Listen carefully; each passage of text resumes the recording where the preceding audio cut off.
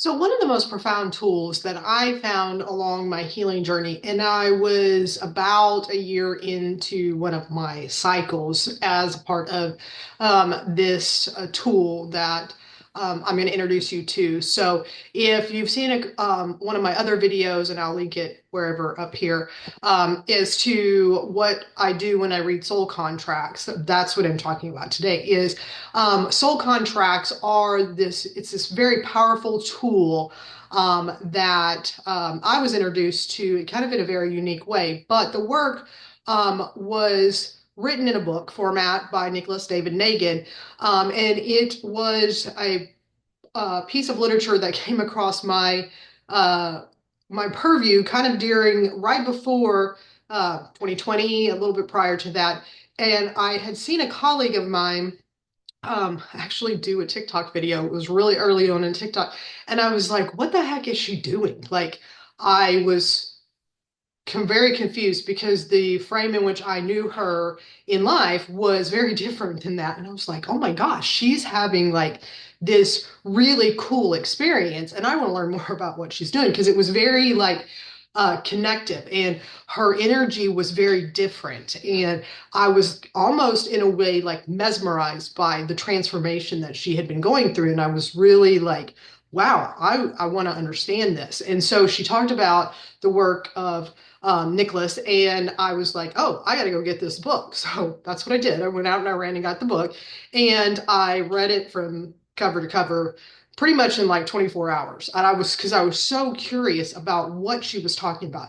And so as I began reading the work, I began also researching who he was, and I delved into a bunch of her videos and other people's videos that were talking about it. And I was like, oh my gosh, this is something that I needed. And what I began learning was the profound nature of what happens with our soul prior to us coming here, and then why we choose the name that we choose. And so before we reincarnate into the physical world, um, the soul gets to choose quite a bit about what life is going to be like during this time that we're here.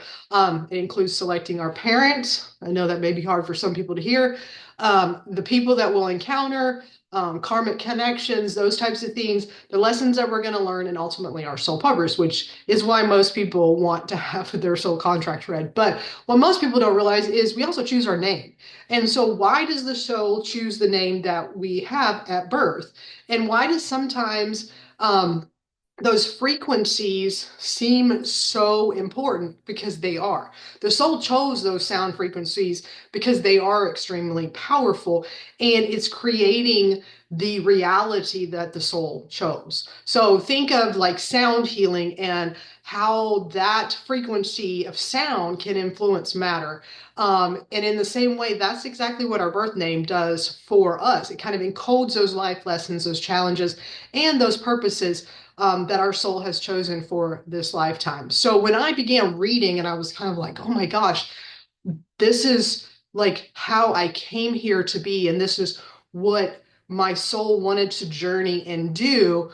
There were pieces of it, like I said earlier, that were a little bit hard to hear in the beginning. Pieces I was kind of like, yeah, I don't get that.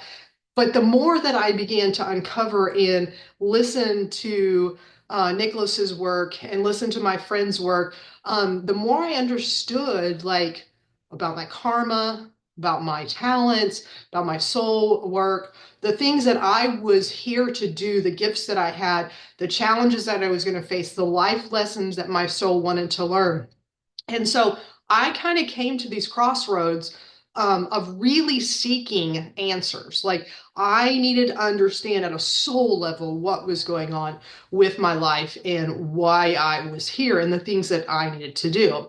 And so as I began like understanding my own soul contract, and I kind of did my own mini reading at the very beginning, I'll be honest, which was interesting, but not as profound as when I actually had a practitioner read my contract to me. And then later on, I was learning about this and I had Nicholas read my contract.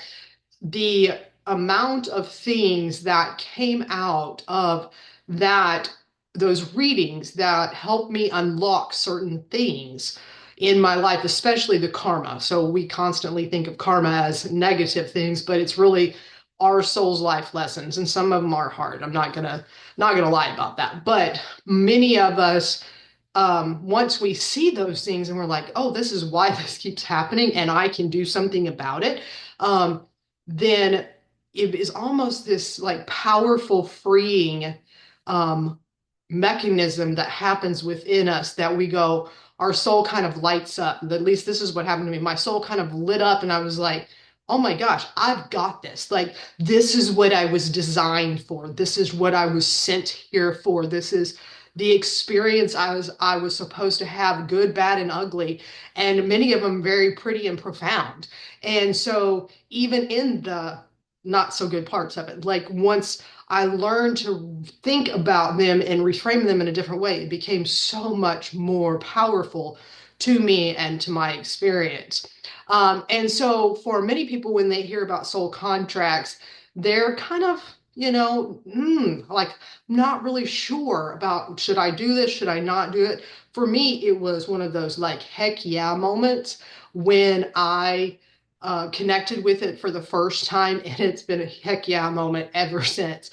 And I love to hear when people find out these little nuggets of gold, as I call them, when these little things come out of the readings or their, mini readings that some people have, or they go, you know what, that really resonates with me when we talk about things, and we get to share this. So I wanted to just share kind of my own journey, how I went from seeing a TikTok video.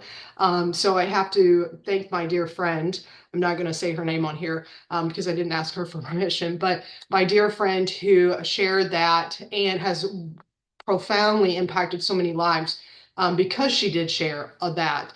And she got me and several other people in into this work, and it has been so transformational for me and many others. So if this kind of resonates with you, or if you want to learn more about soul contracts and what they mean, make sure to like and subscribe and hit that little bell button wherever it's going to be. And make sure that you follow me so that you can hear more about soul contracts and what all of these numbers, symbols, and da da da mean. So we'll be talking about that in future episodes. So gratitudes and blessings for you being here. And until next time.